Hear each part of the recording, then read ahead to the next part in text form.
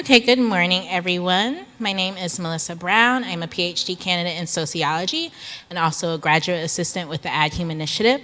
Thank you all for being here today. I'm really excited for this panel, which is Always at Work, Black Women Online. I'm going to introduce our panelists really quickly and just want to let you know that we encourage live tweeting. Use hashtag AddHum2018 if you'd like to follow the conversation on Twitter. Today, unfortunately, we will not have Meredith Clark with us, or Antoinette Hardy, but I'm going to introduce our other panelists. So first we have from the University of Illinois at Chicago, Kelly E. Warren.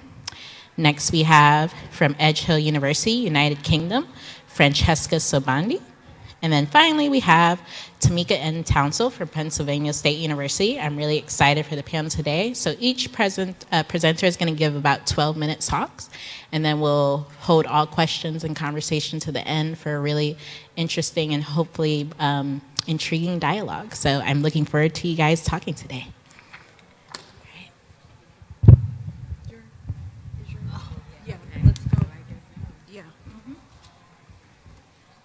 Good morning, everyone. Thank you for joining us.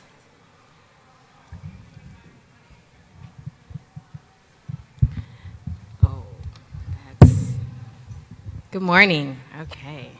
It's a big room. So the work that I'm going to be presenting today is based on ethnographic interviews that I collected between 2010 and 2015 with 15 Black women media professionals. It's part of a larger project that explores the messy process of reconciling mass media portrayals with one's own definition of self for women who make their living as cultural producers. Ultimately, I wanted to better understand how these content creators were navigating the affordances and limitations of digital media entrepreneurship, and whether or not their original perceptions of Web 2.0 technologies held up. Were they, as the editorial executives of their own online ventures, able to more effectively mediate Black femininities in a way that they could not do as employees within larger corporations? Part of my investment in this project is adding to the body of literature that refutes the notion that Black women are these disadvantaged victims on the wrong side of the digital divide. Additionally, I offer this paper as a critique of the absence of Black women in a growing stream of research that investigates the gendered dynamics of digital labor, and I offer it as a case study of what is missed when Black women's stories are excluded. So I'll focus on two key findings from my research today. First, one of the major differences between the women who participated in my study and those predominantly white digital authors who animate other inquiries, such as Erin Duffy's work on aspirational labor, is how they frame and contextualize digital labor. Duffy defines aspirational labor as the process whereby users generate digital content with the hope that their unpaid labor will yield a future professional payoff. Her theory relies on the condition that such labor is primarily taken up by authors who are or claim to be amateurs, and privileges the individual consequences of unpaid creative work. Conversely, the women I interviewed reimagined their creative labor as dually beneficial to their interpretive communities and to their personal economic status. They were invested in social and monetary outcomes. There is no doubt that they wanted to generate income from their digital creations. At the same time, however, they framed their work as public performances which highlighted Black femininities that would otherwise be muted. For example, Cara created an online magazine to intervene in the discourses around queer women and Black women that failed to accommodate her own understanding of self. And she said, "As a feminine presenting woman who had all these different layers to who I was, I love fashion, I love makeup, I love news and politics, I also like gossip blogs and reality TV. I didn't find an outlet that captured all of those elements. So that's when I was like, you know what? I don't see this out there, and I'm going to create it. Having worked at several mainstream brands boasting audiences in the millions, Cara understood that she might always be too Black or too feminine for certain queer-targeted outlets, and too queer to make it to the center of the Black publications. Her media insider status determined her approach to digital entrepreneurship then as a simultaneously public and intimate labor of resistance. At the same time, the affective implications of her work did not prevent her from envisioning her site as, quote, a good stream of income. Cara offered free content on her website, but she also charged readers $4.99 for a digital copy of a single magazine issue and $14.99 for a print copy of the magazine.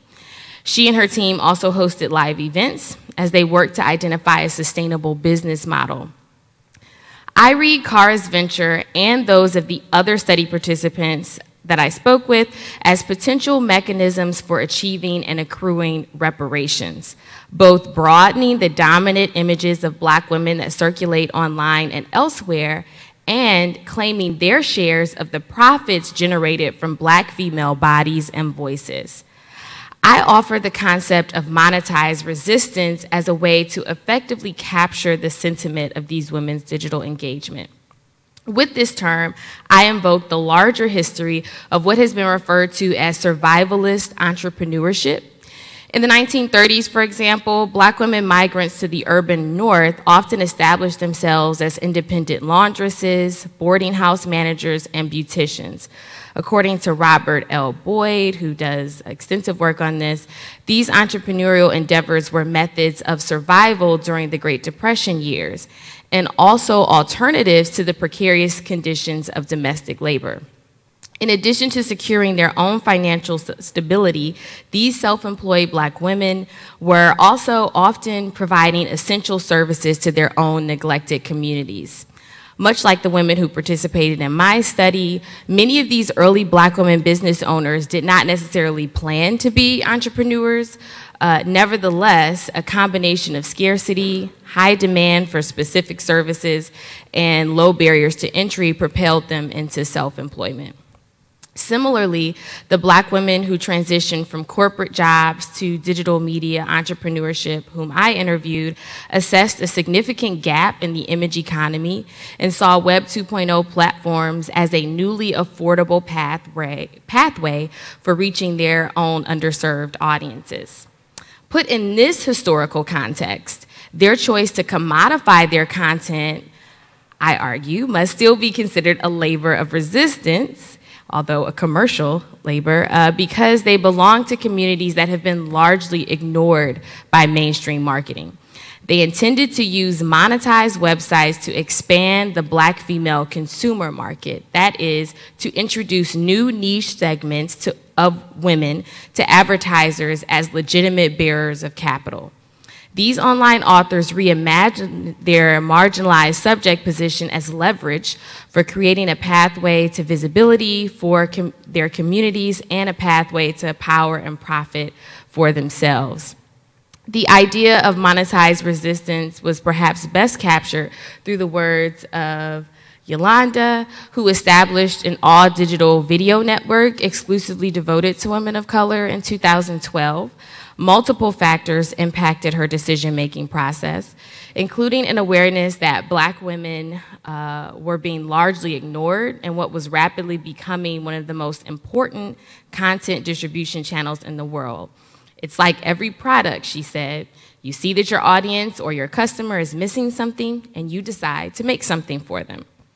Primarily, she understood her online venture to be a high-reward investment, a cultural commodity that would gradually generate profits, and in doing so, make her a pioneer of sorts. Also, when I spoke to Yolanda, she would often return to the concept of legacy, which indicated the depth of her ambition as a media entrepreneur.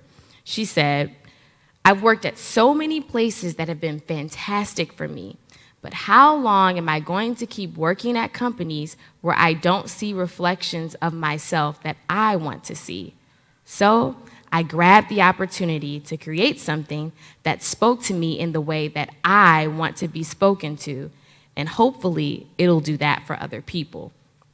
Although she framed her website within traditional business logics, social impact was at the core of Yolanda's entrepreneurial vision.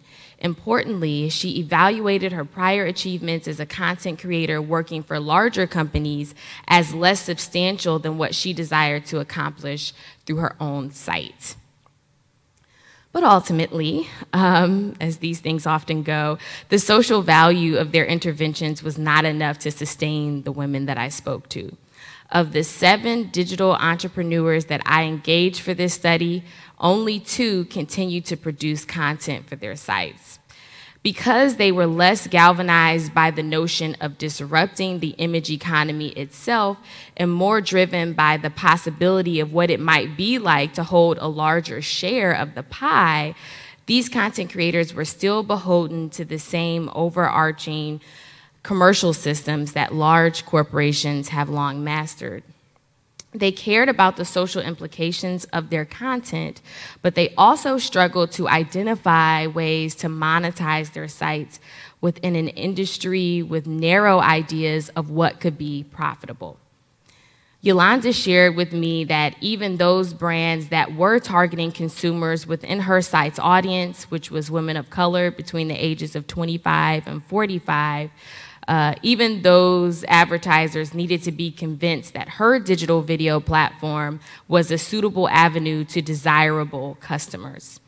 She encountered more doubters than believers and perceived that rejections made on the basis of the newness of her site and the fact that it was not yet a proven magnet for consumers were actually veiled disparagements against her audience.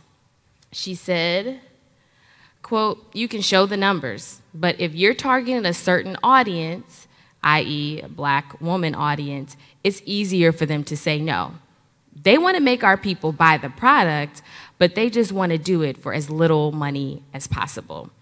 In addition to struggling for the visibility of women of color as active participants in the online marketplace, she was also working against the schema that delegitimized her audience's spending power. So, what do the experiences of these Black women tell us about the value of online labor? First, that digital content producers need not define their contributions as leisure, voluntary service, or something else beyond work in order to see it as meaningful, affective labor. These women shared enthusiasm about the dual function of their cultural production as counter-narrative and commercial enterprise, with the understanding that the 2 operations were mutually constitutive.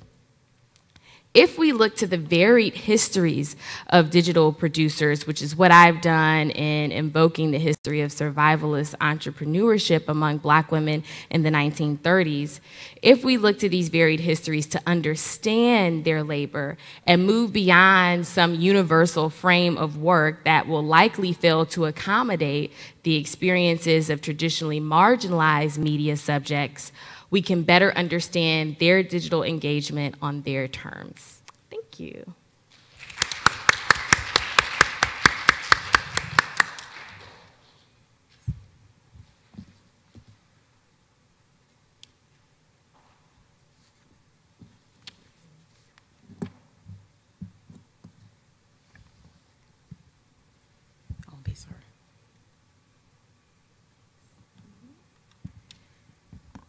Good morning. My name is Khalid Warren. I'm assistant professor and special collections librarian from University of Illinois at Chicago. And today I will be talking about demands for intellectual labor from Black women thought leaders on Twitter.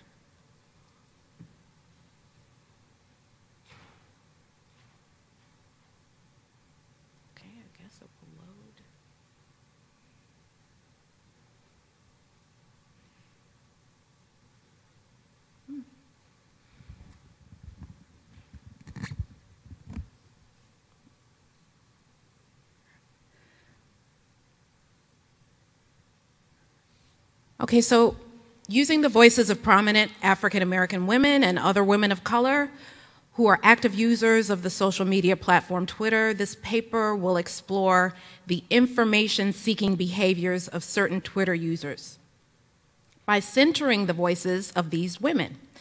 This research will analyze what motivates these women, who often term these people hate followers, to demand explanations for certain arguments, comments, or discussions that these women may be involved in, or the conversations that they might start with hashtags.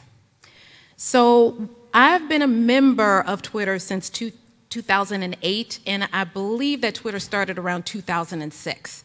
But it wasn't until around 2013 that I became an active user. And I fell into the community, of course, of the women who, and people, but I think it was a lot of women, and African American women at that, who were watching Scandal. So I started thinking about, developing sort of a research agenda around Twitter use. And of course, there were lots of researchers at the time who were kind of flooding Twitter and looking at the data and tweets and trying to come up with their own sort of research questions. So some of my research questions that I developed over time were, one, why do strangers demand responses from Black women and women of color on Twitter? So I noticed that from the women that I was following who were quite prominent on Twitter and who were the creator of trending hashtags, they would experience increased levels of abuse online. So I started to think about it, and then also being an information professional, I started to think about it in information-seeking terms. And then I also started to think about it in ways of sort of capitalism, Black women's labor on the market. My second two questions: why is it that their time and knowledge isn't seen as valuable, compensable as other members of the dominant culture? And then lastly, how does invisibility and hypervisibility play a role in how Black women and women of color are approached on Twitter? So some of the terms that I'm going to be looking at, focusing in on in my research, are digital leisure and therapeutic intimacy. As Rachel Kuo states, a racially unmarked and disembodied space, Twitter is perceived as white.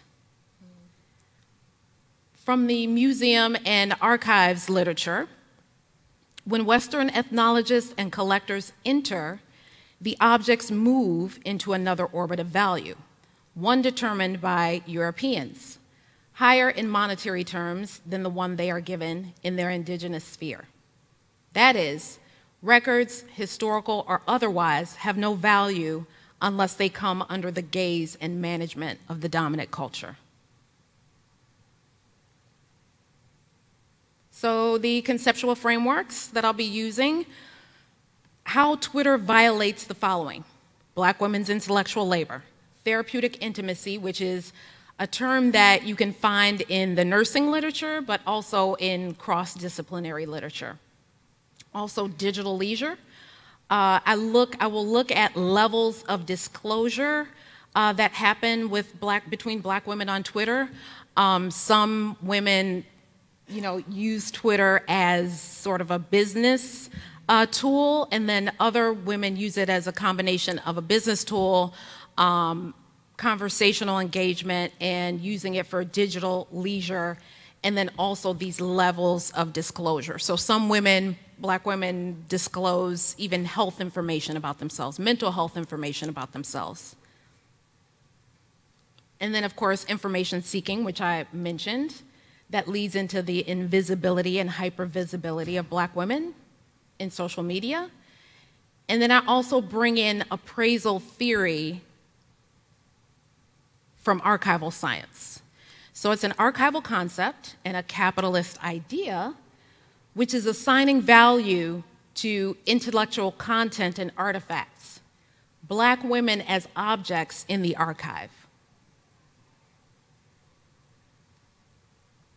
So information seeking, hypervisibility, invisibility.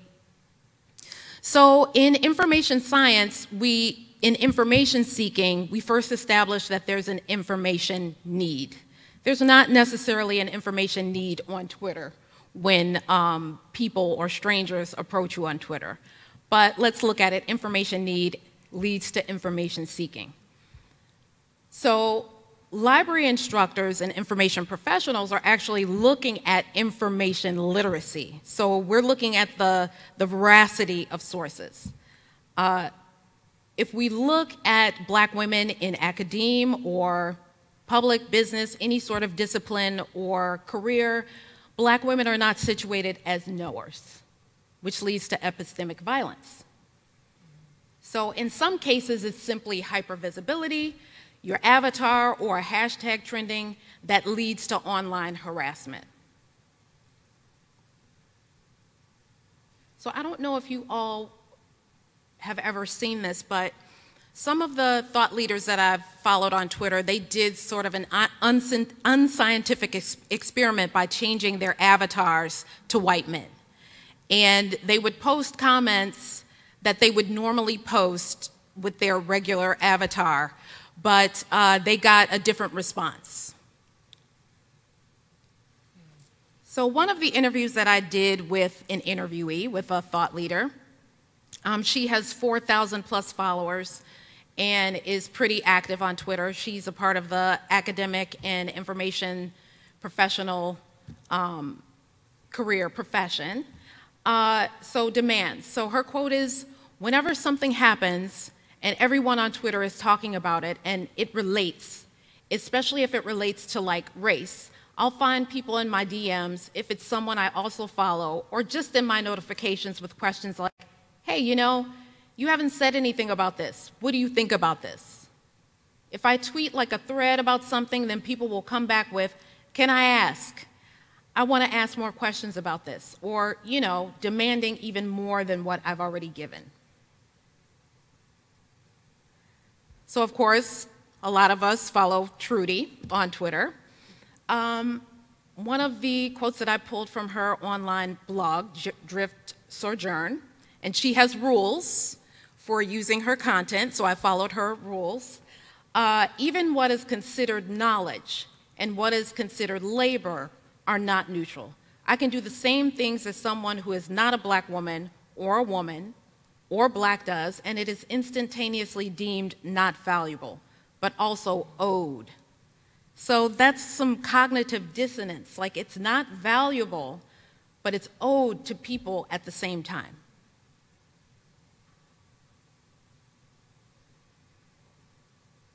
And this is another tweet from eViewing. So it gets at this idea of the additional labor that we have to do online. So basically, it's this, we have to understand mainstream, hegemonic, orthodox thinking and be constantly working to generate epistemological and ontological counter-narratives that make space for our very being. So we have the digital economy. Black women are knowledge workers in this digital economy. We have that additional intellectual labor. And then as in Terra Nova, we have this concept of the hierarchical world of knowledge work, which is transferred to the digital world. Okay, so this will be my approach to my research. I'll be using Andre Brock's critical techno-cultural discourse analysis. My data collection will isolate tweets and hashtags over a period of time to see how thought leaders interact with hashtags and the community, and some interviews. Me and my fellow panelists, we were talking about sort of the ethics of, sort of collecting tweets, so that's probably a discussion that we should have after we get done with our presentations. Thank you.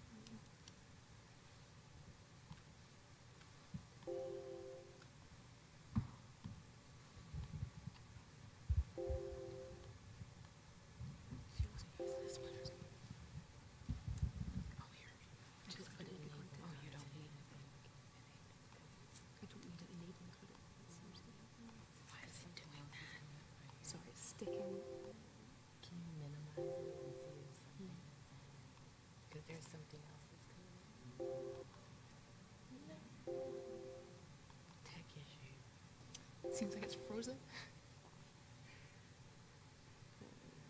What if we just press? Yeah. Oh, there we go. Okay. Yes. Okay. Thank you. Got it. And so thank you very much to everybody who's been involved in putting this together, and thank you very much for being here today as well. It's fantastic to be a part of a panel like this, and I'm already learning so much from my fellow panelists. My name's Francesca Sobande, and I'm a lecturer in marketing and advertising at Edge Hill University in the UK. A bit about my research approach. I focus on issues to do with identity, inequality, and anything to do with intersectional forms of oppression in relation to media and the marketplace. So in particular, my work is underpinned by a Black feminist positioning, which involves really focusing on the experiences of Black women in Britain.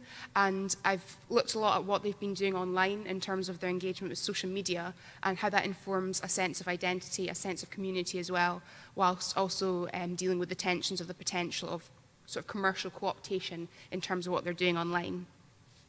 So since 2015, I've been researching this area of interest, and it's funny, initially I was wanting to look at the representation of Black women in Britain on TV, but it soon became apparent that there was very few of my interview participants who were going to mainstream media for their content that they were looking for. And many of them were saying they were actively turning away from it, and they were going online to places like Twitter and YouTube to find representations that were just missing in the mainstream. So today I'm going to speak a bit about the power and potential precariousness of the digital self-representation of Black women in Britain, and I'll be focusing on how they navigate issues to do with, as I said, community, commodification, and potential commercial co-optation. A little bit about myself, just to provide some context. I was born and brought up in Scotland and recently moved to England last September. My heritage is Nigerian and Welsh, and I'm also very interested in the experiences of Black and mixed people in Scotland specifically, so that's something I'm going to be looking a little bit more at in the future, and I've touched on as part of my work.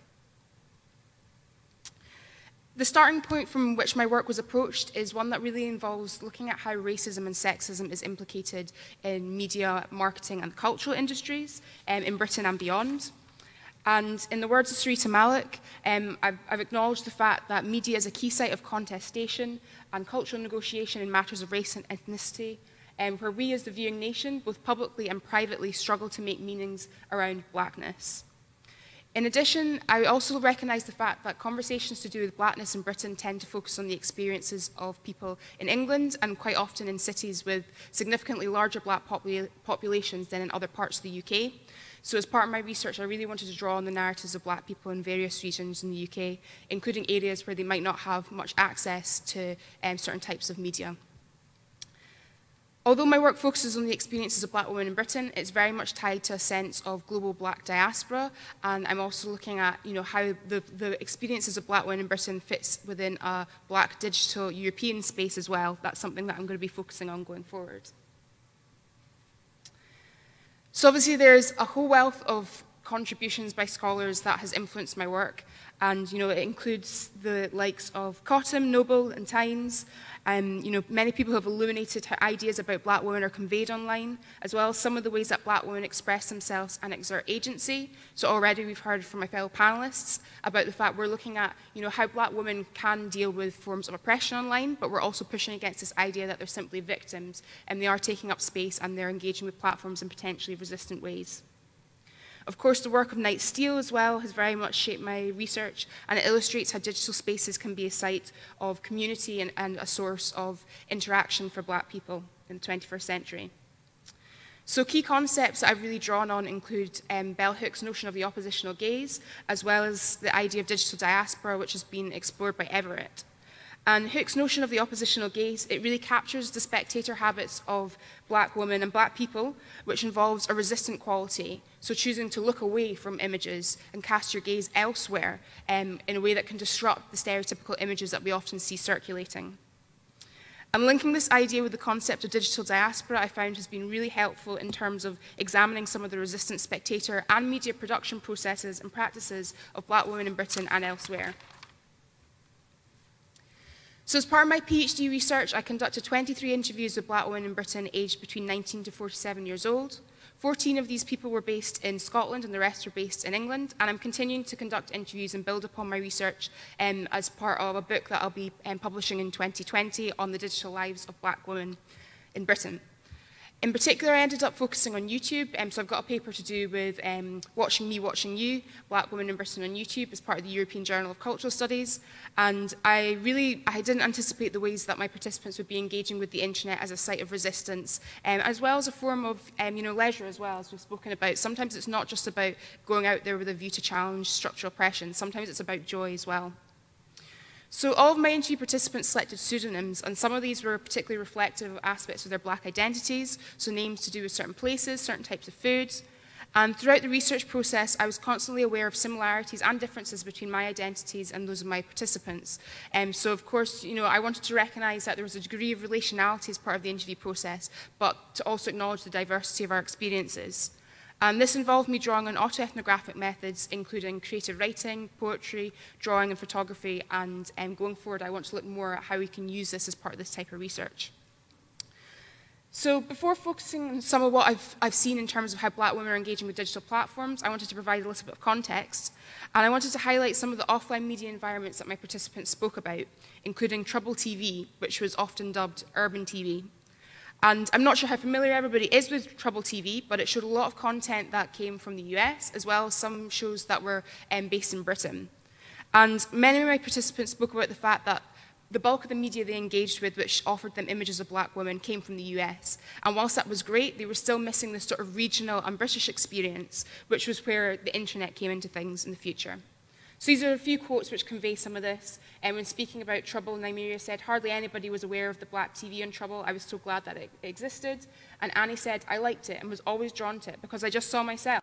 I could just relate to it, even stuff that they made light of. You had kind of seen it happen with your mum or cousins."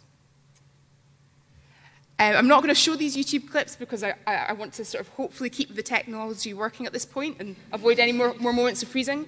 But many shows that my participants spoke about included this one.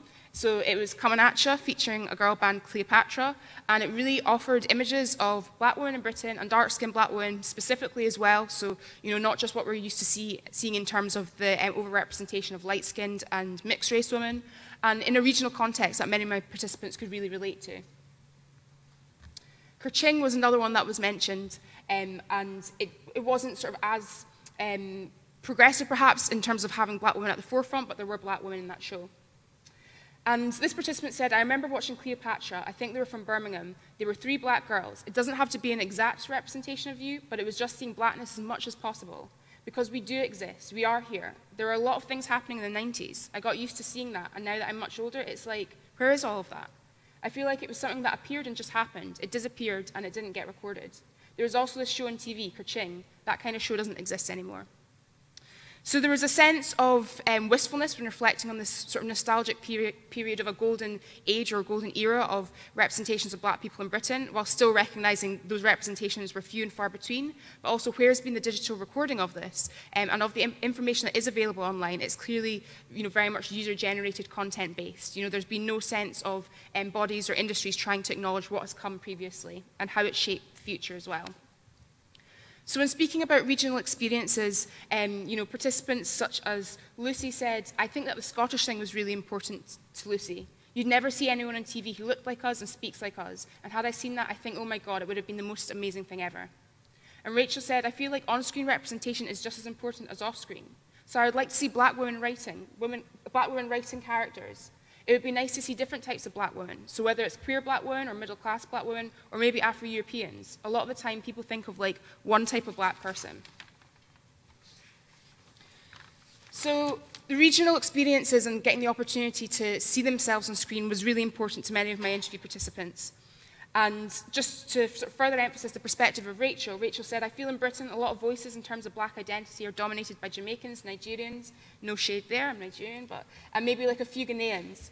So I have a few friends who are maybe like Somali or maybe a few from Uganda. And when I see the people from those countries come up in the media, I'm like, whoa, you don't really get to talk about what it's like to be second or third generation from this country." So there was discussion about the intergenerational components as well.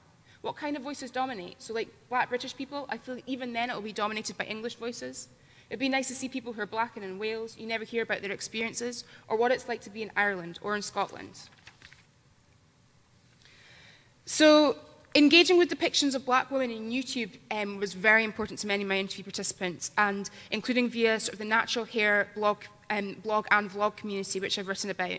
And it can really be a crucial way that my interview participants take up forms of identity and resistant work. And there's really a sense of belonging that came across as part of the words of people, including Temi, who said, "I wanted to understand how to look after my hair. That's what kicked it off. Now I follow so many people on YouTube, and I literally take time off during the week. Like, I save videos and I just watch them. Like, whenever I've got a chance, it's something that I actively do." I think that from that point, seeing natural hair vlogs, I thought maybe others are going through the same thing. So we started off with 15 people in my living room. So this online experience translated into an offline experience for Temi, who became involved in natural hair communities. And throughout my research process, I too went through my own natural hair journey, so I reflected on that as part of the process too, including by getting tips from my interview participants as part of conversations that just naturally occurred. Again, Rachel emphasised Temi's perspective in saying, "I just felt like it's nice to see, it sounds really bad, but it's just nice to see other people struggling like you, or going through the same stuff. Like, growing up, I'd say since secondary school, my secondary school was quite mixed in terms of race, but I could only think of one other black girl that had natural hair. So I didn't have anyone to talk to about, what it's like to care for natural hair. Like saying, oh yes, I'm getting my hair done today. Or what kind of grease do you use? Random stuff like that. So this is one side of the discussion we're having, this possible space for self-representation, resistance, a sense of self-affirmation and community. However, I'm well aware of the tensions that exist in terms of the potential for the online labour of black women, their knowledge production processes, and just their joy to become co-opted by commercial bodies and institutions. And this came up time and time again. There's real tensions between the profit-hungry agendas of businesses and why black women just want to turn to the internet to enjoy themselves and connect with each other. And Ruby, who is a screenwriter and script editor in England, has got experience in the US as well, really pulled this out when speaking about how the mainstream representation of black women has been exploited, how the digital representation of black women has been exploited by mainstream bodies. When I think of YouTube in terms of like vloggers, when I think of black YouTube content creators, I think of really funny vines and meme-worthy things. And to sort of cut this quote short, it's really important that we carve out our own narratives and that we don't shy away from creating spaces for ourselves. A lot of the time I see content being created by black women and women of colour, and it's just being taken away from them. So to conclude, it's important to acknowledge that although YouTube seems as though it's DIY, it's got resistant potentials, it's still a space that can be toxic for black women, it can harvest extremist views, and it can also be a space like other social media platforms where their knowledge is in fact exploited, co-opted, and their work goes uncredited. Thank you very much for your time.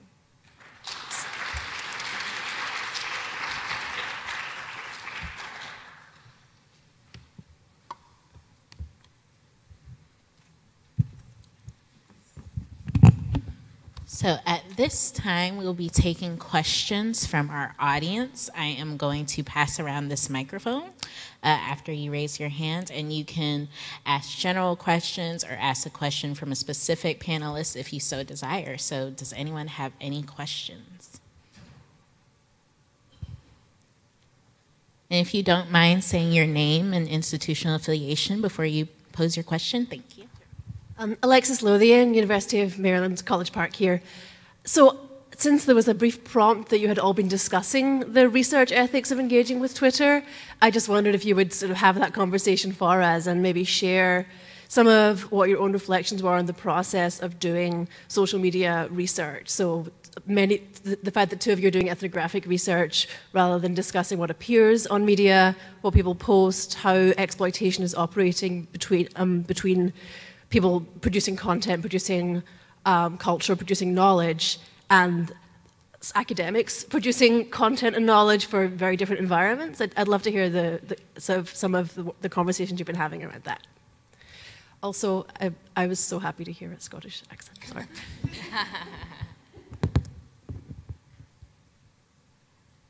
Well, for my study, the research participants signed informed consent forms, and so there was an understanding that they were contributing to this larger body of data that I would then use and be publishing or presenting in various formats.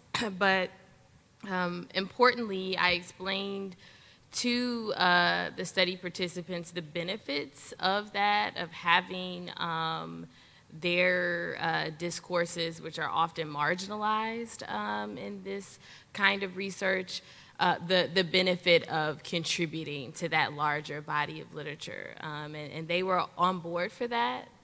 They and even though I've, protected, like Francesca, I've protected the identities of the study participants, many of them actually didn't mind if their actual names were used. But as the researcher, I found that, well, it may not matter to you now, it might matter to you in 10 years. So that I maintain, the confidentiality. But I think that one of the things that we were talking about beforehand in another piece that I looked at, I was analyzing discourse on Twitter and Instagram, and those women were not a part of a study. I didn't solicit their consent, but I did conceal their identities in terms of presenting their work. And we talked about whether or not, that might be how we felt about that, whether or not that was the best or most responsible practice. And I think my belief there is I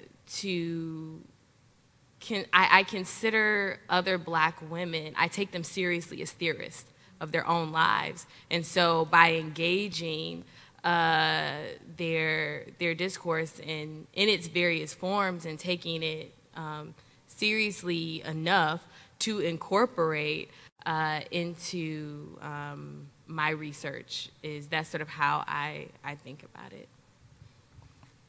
Okay, yeah, so yeah, we're somewhat on the same page about Twitter data and conversations that Black women have on social media, but I'm just a little bit more timid because, I don't want to sort of, a lot of the Black women thought leaders, they really have a problem with academics collecting their data, using their tweets. So it's kind of a fine line. I have a lot of tension around it. So what I've tried to do is, it's a little bit more difficult for me because I don't necessarily, for my research, I don't necessarily have people on the ground that I can, or a set of, Twitter users that have a group, Black women Twitter users, thought leaders, so I actually have to seek these people out. And some of the sources that I've read already, one in particular, it's actually in the communication literature, I can't remember her name, but she did a very brief paper because she got a lot of no's on her requests for interviews.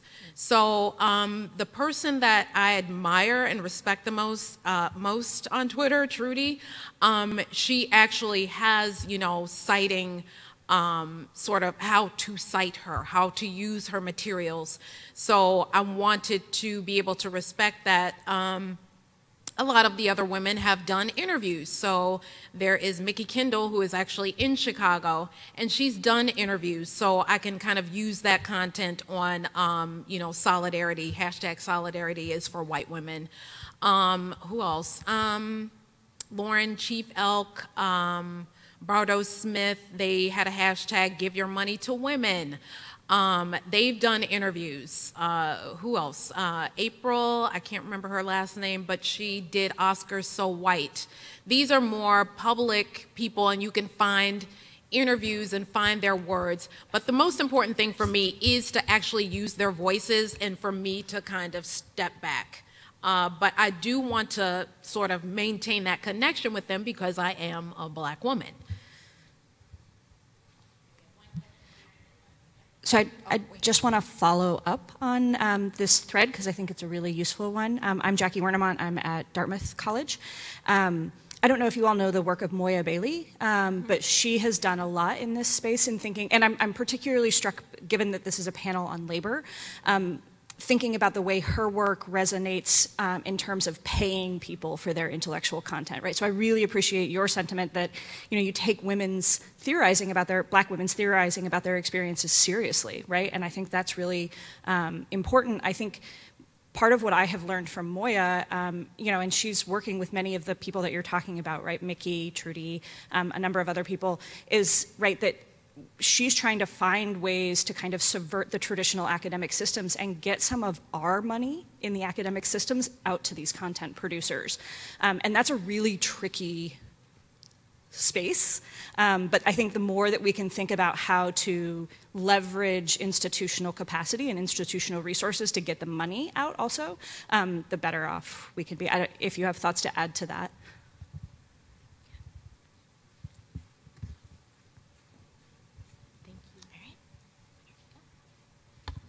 Hi, I'm Leslie Jones. I'm at Penn. I'm a graduate fellow at the Andrea Mitchell Center, and I actually do work that's very similar to you all. So I actually wanted to have a conversation with you all about sort of the ethics. For me, I'm doing an intellectual genealogy of Black cyberfeminism, and so in order to do my work and looking at tweets, I do have to balance those ethical issues, because on the one hand there is this, what I'm arguing, a fourth wave of feminism happening on Twitter that I think needs to be documented, and that the critical absence of that conversation and the acknowledgement of all of that work being produced in the Twitter sphere is an erasure.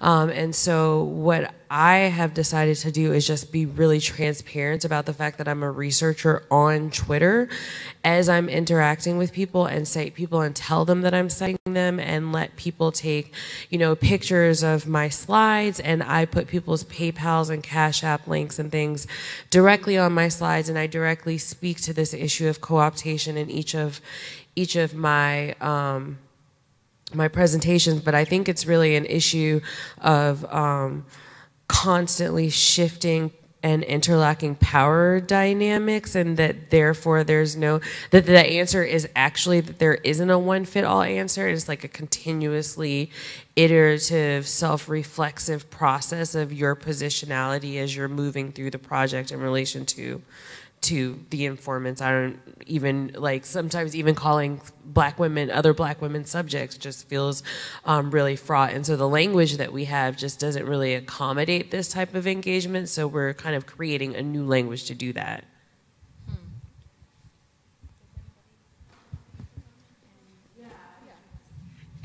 So I think I agree with absolutely all of what you've said. And with my PhD research, because it was focused on interviews rather than the analysis of online data, one thing that came up that I thought was interesting to do with issues regarding ethics and anonymity was actually there were times when at the end of an interview, the woman I was speaking to would say, actually, I don't mind choosing a name that means I'm potentially identifiable. And I've thought a lot about the lack sometimes of conversations we have within the community about the agency of people involved in research, and actually sometimes their right to waive their anonymity.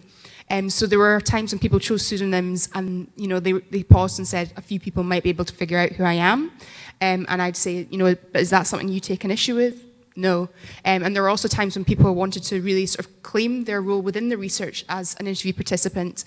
So I think it's interesting to think about sort of the other side of stuff, whereby sometimes there might be an assumption on our part that participants want to be anonymous in that sort of research environment when you've got that one-to-one opportunity to figure out where they feel in terms of issues to do with consent.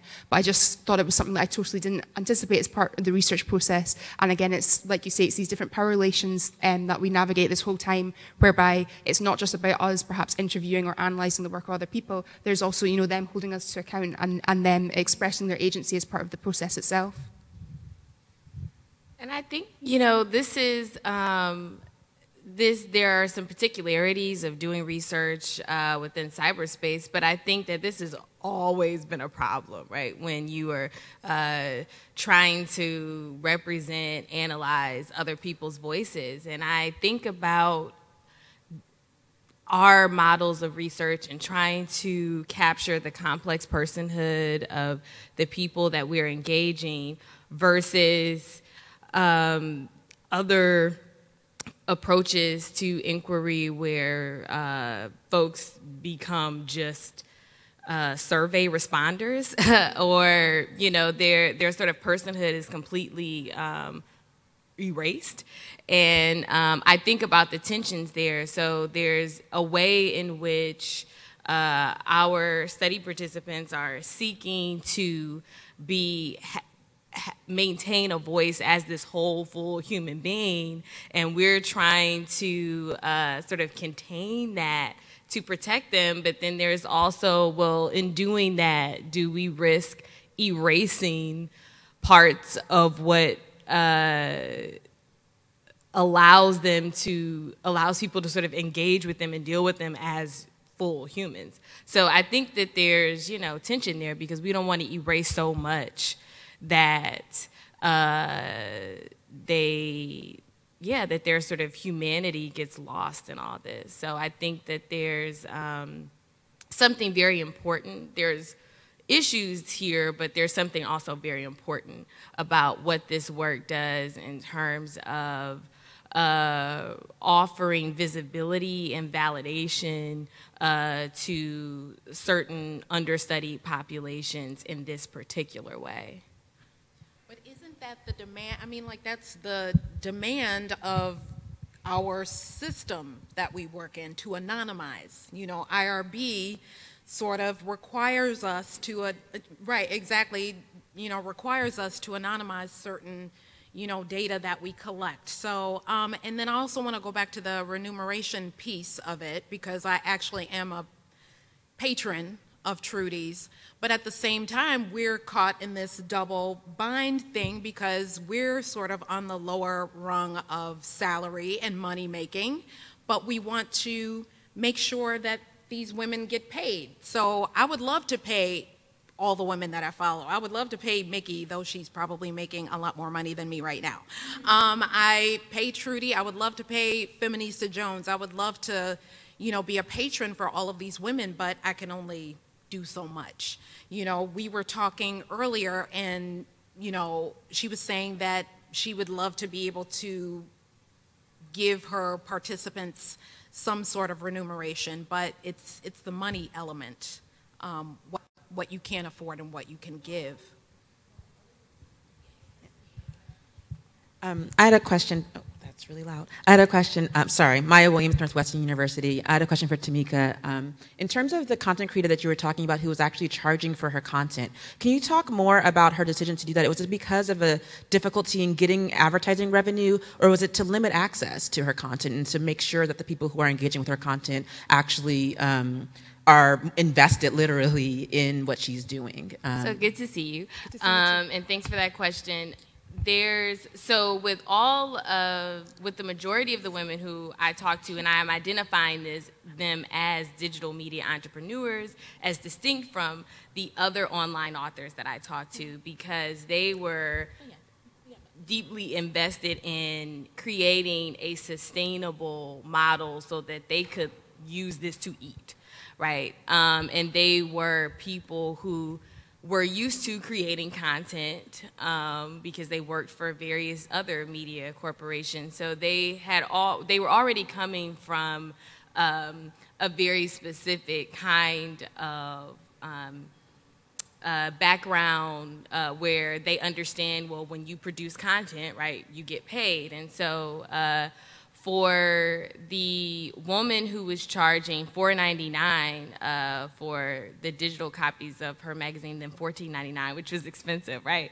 But what she said about the print copy was she really emphasized the value of the materiality of the print copy and how this became something that readers would add to their own personal archive, which was very important because when they go to the newsstand, they don't exist. So there were ways in which these women I sort of pushed back a little bit about the ways in which they were sort of just failing to interrogate some of the more problematic elements of the system that they were participating in, but I didn't want that to hinder me from understanding how, well, if I have a seat at the table, then that's worth something to me, as opposed to creating my own sort of independent thing and just getting away from this commercial structure altogether. If I participate in it, if I am able to make a space for myself within it, then for them, that was at least more meaningful because they weren't interested in creating these sort of enclave publics, right? They wanted to be recognized as part of the mainstream, public, So can everyone else who still has a question raise their hands? Okay, so I'm going to start here and then go there. I'll go here first. Okay. Here you are. Hi, I'm Robin Turner. I'm at Butler University, and I was interested in some of the comments that were made around ethics.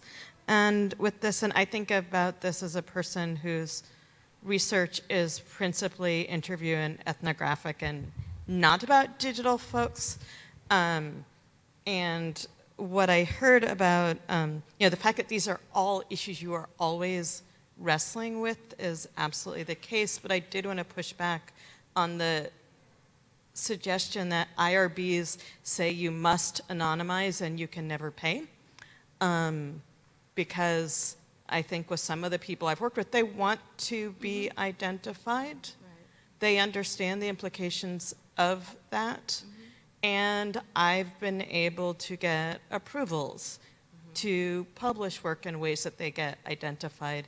I know within the field experiment world, people get paid for participating all the time.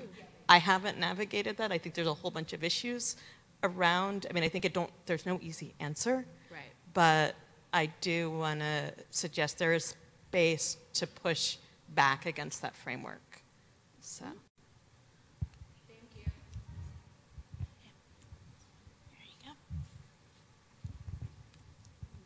Hi, I'm Andre Brock from North Avenue Technical School. I'm sorry, Georgia Tech, that's their old name. I just think it's funny. Hello to all of y'all, a couple of y'all I know already. I wanted to ask the three of you to talk a little bit about the ways in which you have all interrogated versions of the Black feminine aesthetic as mediated through digitality, if that's okay.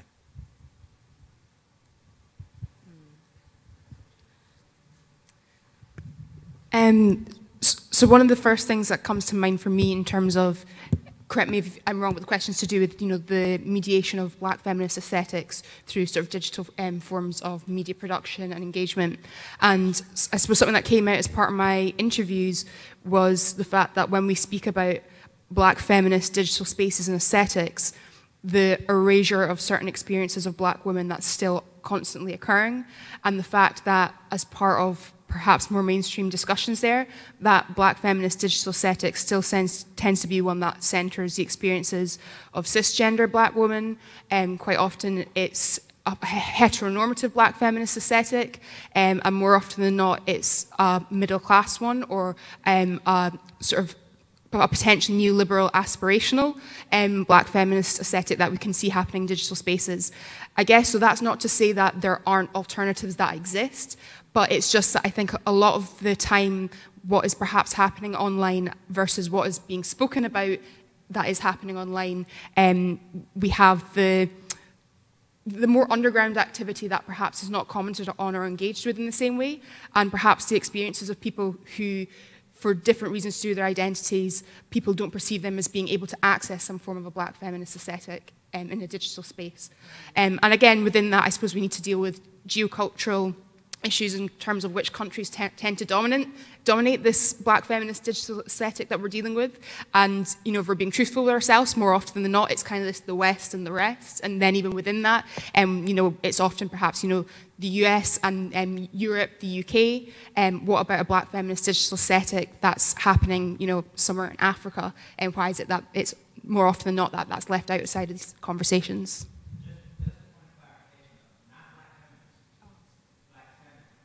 Sorry, misheard you. Sorry. Yeah.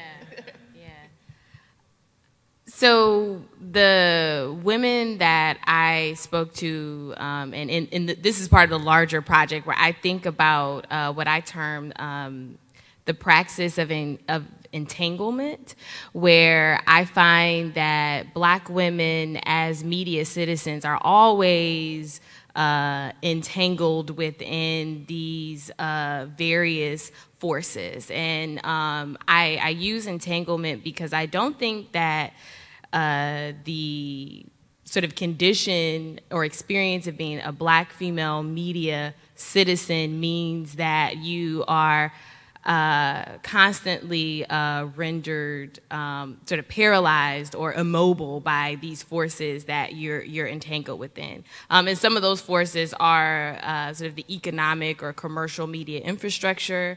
There's also the politics of respectability, right? Will my mama see this? This is something that I think about all the time.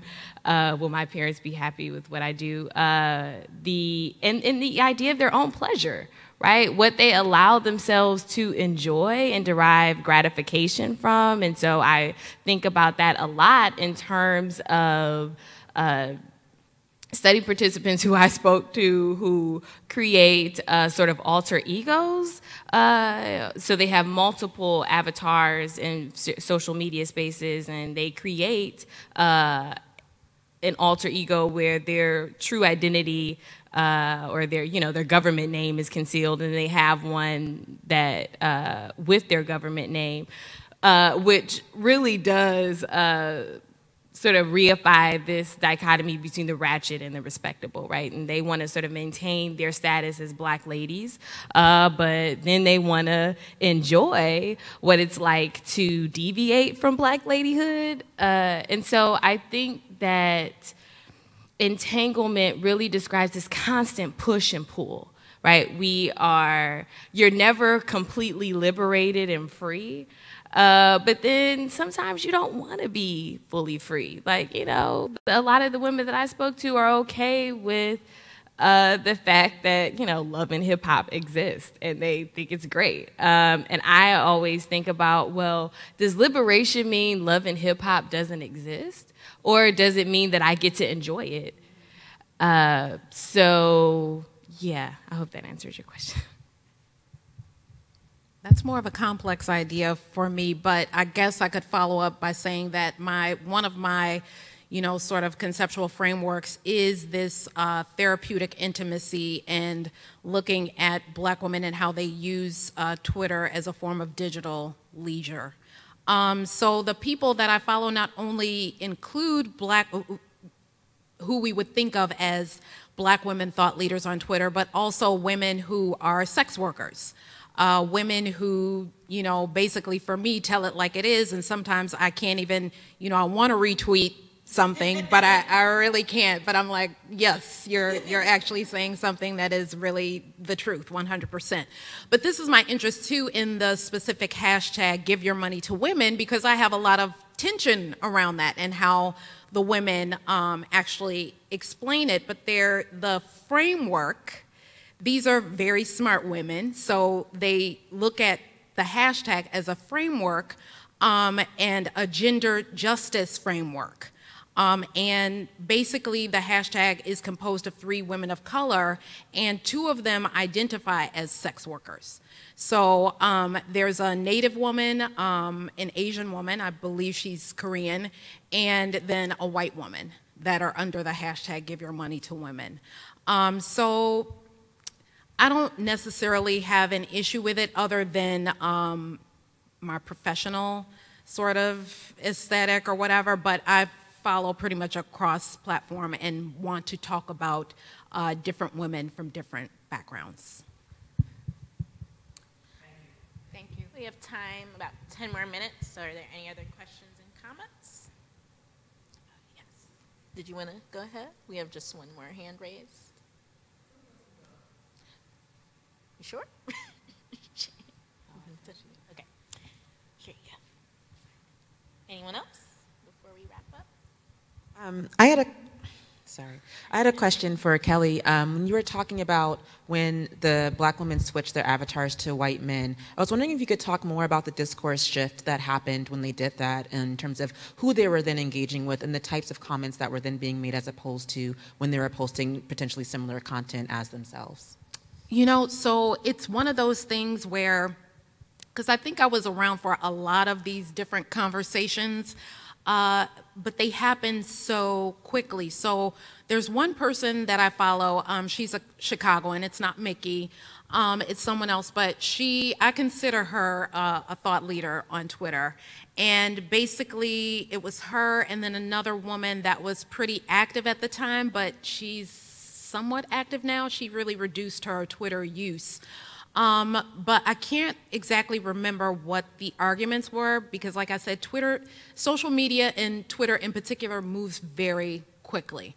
But I do remember following these young women, and I would see their name, and then all of a sudden there would be a white male picture next to it, and then maybe they would comment and say, I tweeted this particular statement out, and usually I would experience this certain amount of abuse, from strangers or from my white followers, but because I've posted this white male avatar, I can say the same thing and I will get a completely different response.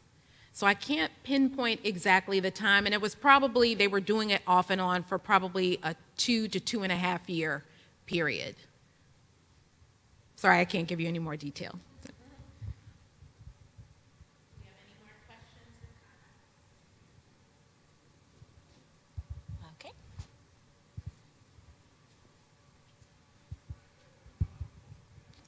This is a question we don't always have time to hear the answer to, but what is it about your work that you wish you could have done more of, right, as you were trying to execute this project?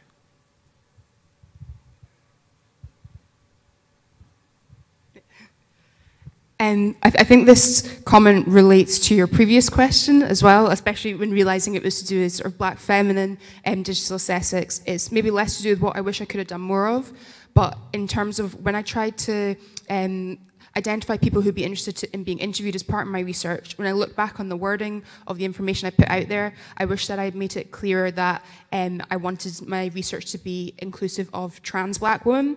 And I think sometimes we don't maybe reflect on how, in terms of the way we promote our research and try to get people on board, we might not be making the information to do with it as inclusive as it could and should have been. So going forward, that's definitely something I'm reflecting on, the fact that I don't want this idea of black femininity or the experiences of black women to exclusively be a conversation that continues to have the experiences of cis black women at the forefront of it, and how can we devise our research in such a way that we ensure that we push against that.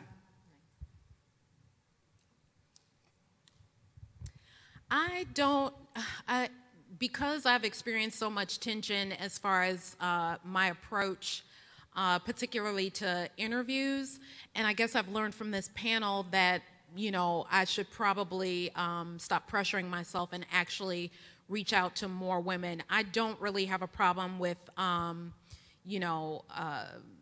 reaching out to a cross-section of people, for example, trans black women, but I was just timid overall because of the ethical issues to create interviews. That's pretty much it.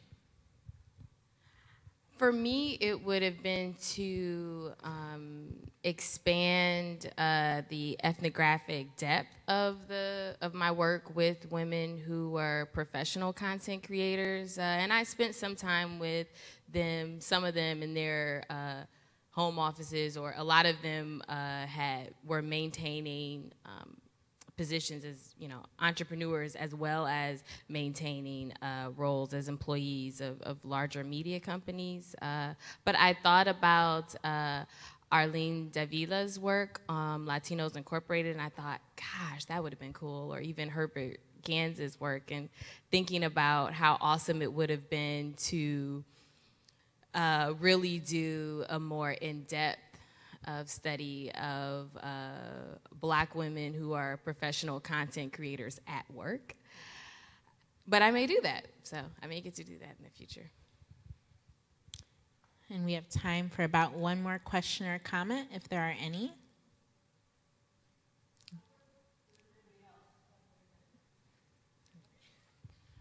So this is more something I was kind of throwing in almost as much for maybe people in the audience who are beginning this kind of work, just because I come from humanities, cultural studies, where anonymity is unthinkable, right? That's just not, because we're approaching like how are people creating art, how are people creating knowledge, and you have to like name who you're working on.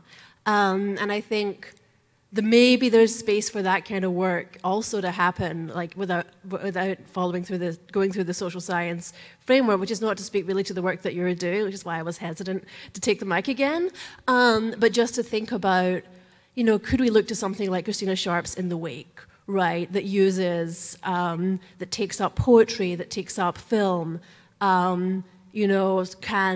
there's work that people are creating online that could be taken up into our scholarship in that way also. And I was just thinking about like those modalities as other frameworks that are, I think, not that that's not what you're also doing, right? I think I can really see that, especially in the way that you're incorporating, for example, Trudy's, like, as, I'm thinking about Black women as theorists, right? Thinking about this stuff as theory. But I was just, as I was thinking about kind of the work that I do and the work that graduate students I'm working with are doing, where we're always raising these questions of like, should you anonymize? When should you not? What does it mean to do that?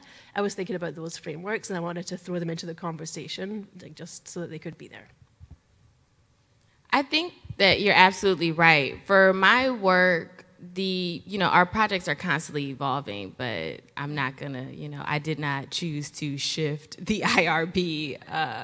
I was doing everything I could under that one approval, and it was very difficult, actually. Even given all the protections I thought that I had put into my study, I had a lot of trouble with getting my study through IRB, and I'm sure that's a whole other panel we could have about IRB and research on Black women. But I think that for this project, I was working with professional content creators was emerged later on after I'd already gotten started, and I was actually beforehand most interested in just Black women as cultural readers, as audience, as interpreters. But then, during the course of my research, even the audience, of course, became content creators in very public ways.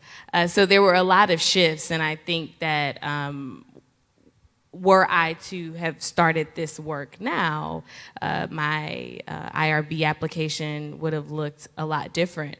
But I will say that I also teach this, and when I teach about these digital media entrepreneurs, I have my students engage their actual sites, right? So I'm not telling my students that these people were a part of my research. I'm just having them grapple with their text and their theory as that, alongside any of us, who are actually publishing academic literature. So I think there's multiple ways to publicize or promote or sort of satisfy that desire to make sure that the people who you interact with for your research are getting the visibility that you think they deserve. Okay, I would like to thank you all for attending this panel. I would like to thank our panelists. Your talks were excellent, and I look forward to engaging with you further. Of course, if you have questions for our panelists, make sure to talk to them. I think we'll be switching over to lunch soon, so it'll be a great time to network and chat. I hope you enjoy the rest of the conference, and thank you once again for attending.